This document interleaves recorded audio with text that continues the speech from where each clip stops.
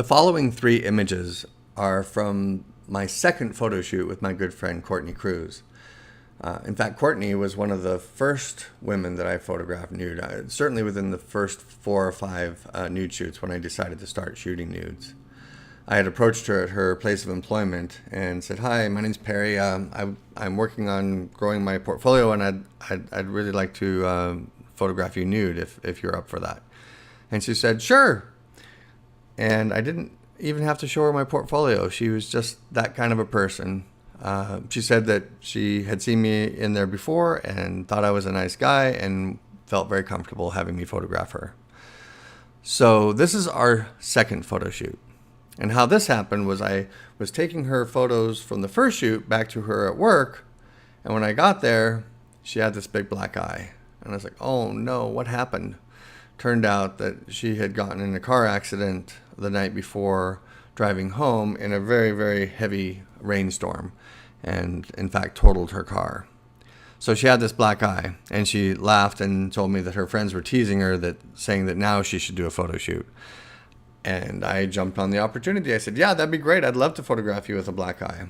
And so we set up a day, 4 or 5 days after her accident, to do this photo shoot. So no, that's not makeup. That's real. That's what happens when you put your nose into a steering wheel of a car.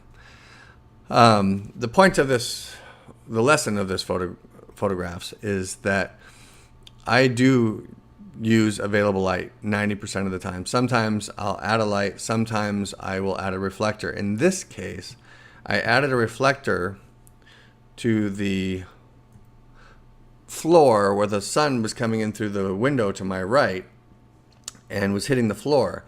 I needed to add the reflector to get the light up and have a little bit greater intensity of the light, because hitting the taupe carpet was just not throwing enough light up to get this particular effect that I wanted.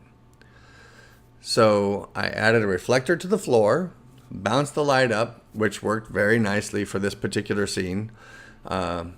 Oddly enough, the girl in the scrubs in the background, this is her apartment, and she had a wheelchair in her apartment. This is a Murphy bed that pulled out of the wall, which kind of looks like a hospital bed. And she was willing to put on scrubs and a mask and take off her pants for me. It's funny, sometimes when people see this image, they go, oh my God, the nurse doesn't have any pants on. How did you get the nurse to take her pants off? I always tell them to go ahead and ask the nurse whenever they meet a nurse if they'd be willing to take their pants off, because in most cases they will. Anyway, chuckle.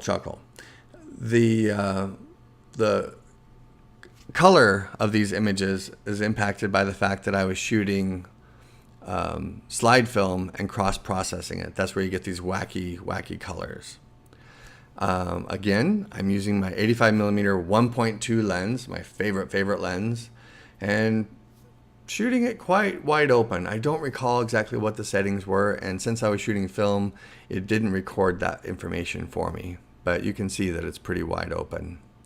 So once again, thank you for taking the time to view my video, and if you have any comments or questions, please leave them in the comment section below.